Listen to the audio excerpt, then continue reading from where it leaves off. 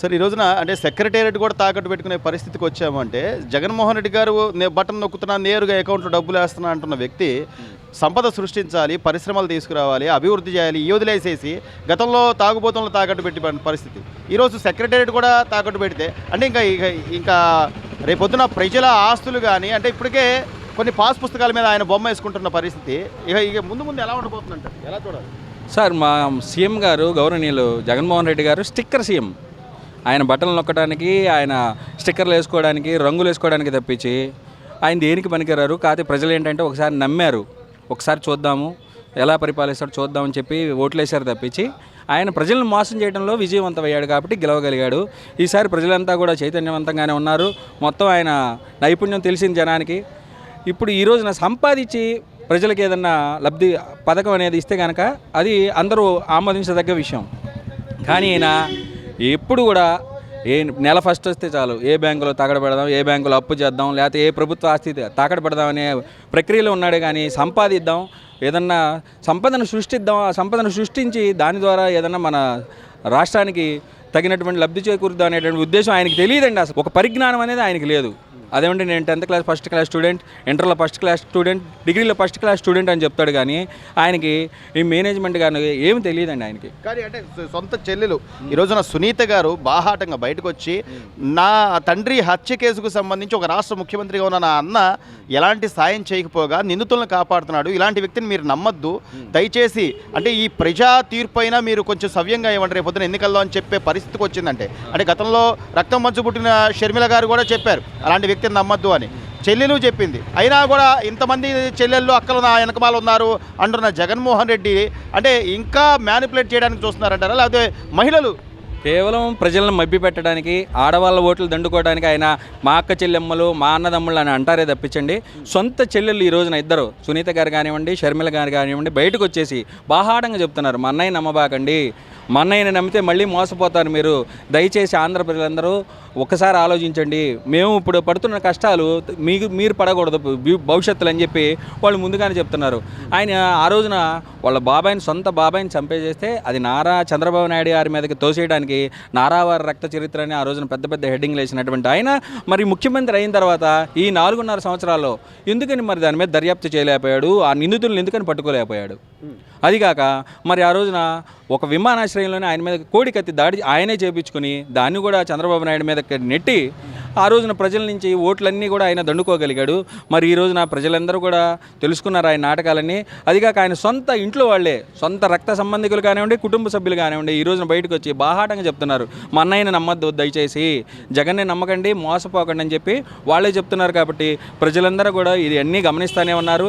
రాబోయే ఎలక్షన్స్లో ఆయనకి తగిన బుద్ధి చెప్తారని చెప్పి కోరుకుంటున్నారు. ఈ రోజున ఎంపీ క్యాండిడేట్లు కానీ లేకపోతే ఎమ్మెల్యేకి సంబంధించిన వ్యక్తులు కానీ అంటే పక్క పార్టీల్లోకి లేదా ఇతర పార్టీల్లోకి ఎలా వెళ్తున్నారు చూస్తున్నాం. ఈ రోజున పూర్తి స్థాయిలో ఎంపీలు దొరకని పరిస్థితి ఉన్న జగన్మోహన్ రెడ్డి గారు పైకి మాత్రం వై నాట్ 175 అనో లేకపోతే మనకి మళ్ళీ ఇంకోసారి 23 ఎంపీ టికెట్లు ఇవ్వండి అని అడుగుతున్నారంటే అసలు ఎట్లా ఏ మొహం పెట్టుకొని ఆయన ఓట్లు అడుగుతున్నారంటే ఆయన మొన్నటిదాకా వై నాట్ 175 అన్నాడండి. ఈ రోజున ఆయనకు కూడా తెలిసింది జనాల మార్పు వచ్చింది, జనాలు ఆలోచిస్తున్నారు, మన సొంత పార్టీ వాళ్ళని మనం కాపాడుకోలేకపోతున్నాం అని తెలిసే ఆయన ఈ రోజున ప్రజల మీదకి నేను మిమ్మల్ని నమ్ముకున్నాను, నేను దేవుణ్ణి నమ్ముకున్నానని దేవుణ్ణి అడ్డం పెట్టుకుని మళ్ళీ రాజకీయం బిగించేశాడు. కాకపోతే ఈసారి ప్రజలు మాత్రం ఎవ్వరు కూడా ఆయన నమ్మే పరిస్థితుల్లో లేరండి. తప్పనిసరిగా ఈసారి ఆయన ఓడించి మన రాష్ట్రాన్ని అభివృద్ధి చేసేటప్పుడు చంద్రబాబు నాయుడు గారి పరిపాలన తెచ్చుకోవాలని ప్రజలందరూ కూడా రెడీగా ఉన్నారు. అదేవిధంగా జనసేన, తెలుగుదేశం పొత్తు కూడా విజయవంతం అవుతుందని చెప్పి ప్రజలందరూ కూడా ఆశిస్తున్నారు. అన్న ఈ రోజున సగటు సామాన్యులు ప్రతిరోజు పని దొరికే పరిస్థితి లేదు, 2 రోజులు చేస్తే 4 రోజులు ఖాళీగా ఉంటున్నాం అని చెప్పే పరిస్థితి, ఖర్చులు పెరిగిపోయినాయి, కరెంటు బిల్లులు కానీ నిత్యావసరాలు ఇన్ని పెంచేసి కూడా ఇంకా నన్ను నమ్మండి ఇంకొక ఛాన్స్ ఇవ్వండి అని అడుగుతున్నారు జగన్మోహన్ రెడ్డి గారు. ఆ రోజున బాధుడే బాధుడు అన్న వ్యక్తి ఇన్ని విధాలుగా ప్రజల్ని ఇబ్బందులు పెట్టి కూడా ఇంకా ఎలా అడగలుగుతున్నాడు అంటారు? ఇంకా ఎలా అడుగుతున్నాడంటే ఇప్పుడు మనం ఎన్నిసార్లు చెప్పినా సిగ్గులేని దానికి ఎన్నిసార్లు తిట్టినా సిగ్గు లేకుండా అట్టగా ఎంబడి వస్తూ ఉండేది చూడు, ఆ సామెత అయిపోయింది జగన్మోహన్ రెడ్డిది. ఇప్పుడు మనం ఒకరోజు పనికి వెళ్ళి 4 రోజులు ఇంటికాడ ఉండాల్సి వస్తుంది.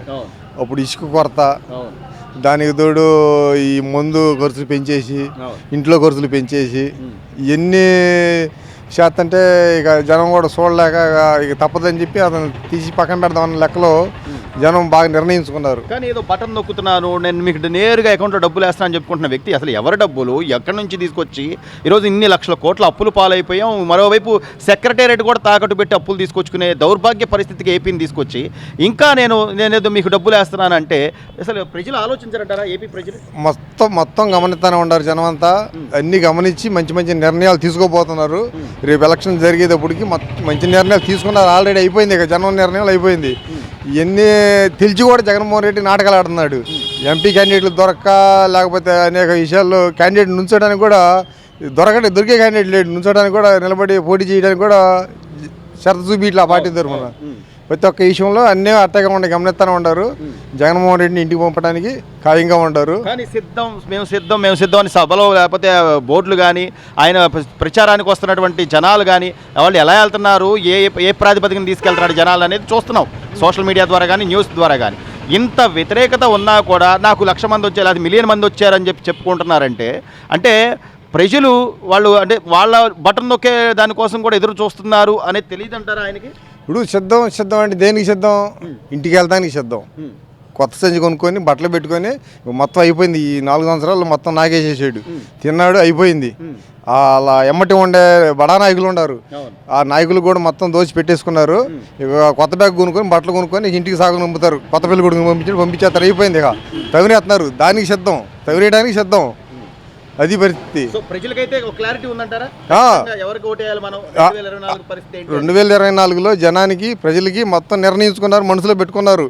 ఇప్పుడు ఇలా ఆగడాలకి తట్టుకోలేక బయటికి రావట్లా మనుషులు. చివరిగా అన్న సంపూర్ణ మద్యపాన నిషేధం చేస్తే నేను ఓట్లు అడగడానికి వస్తా అన్న పెద్ద వ్యక్తి ఈ రోజున మళ్ళీ రేపొద్దున మహిళల దగ్గరికి వెళ్ళి ఓట్లు అడగడానికి ఏ మొహం పెట్టుకుని వెళ్తాడంటారు? అది సిగ్గుండాలకు ముందు వెళ్తానికి ఇతనికి సిగ్గు లేకుండా పెద్దగా వెళ్తున్నాడు. వాళ్ళు కూడా ఈ డెట్టగా వస్తా ఉంటాడు, పోతా ఉంటాడు. ఇక పోయినసారి మాట తెప్పాడు, పోయినసారి మద్యాన్ని పూర్తిగా ఇచ్చేస్తా అన్నాడు. మళ్ళీ ఏం చేయకుండా మళ్ళీ వచ్చి ఏం మొహం పెట్టుకుని అడుగుతున్నాడని చెప్పి లోపల అనుకుంటున్నారు. వీడు బయట పడితే వీడు ఏమంటాడని చెప్పి భయపడి సత్తున్నారు జనం. సో అంటే ఈ తరహాగా ఎప్పుడైనా ఏ ప్రభుత్వంలో అయినా ఇంతగా భయపడ్డారంటారా? అసలు ఏ గవర్నమెంట్లో సామాన్యులు ఇంత భయపడ్డది లేదు. అలా నాయకుడు వస్తున్నాడంటే ఎదురు చూపులు చూసి మాకు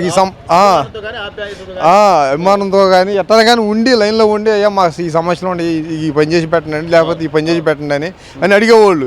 ఇప్పుడు ఇతను వస్తుంటే పారిపోతున్నారు, మొఖం సాటేసుకుని వెళ్ళిపోతున్నారు. అన్ని రకాలుగా సమస్యలు సృష్టించేశారు, పుట్టించారు, చేశారు. ప్రజలైతే క్లారిటీగా ఉన్నారంట. ప్రజల మటుకు పక్క క్లారిటీతో ఉన్నారు.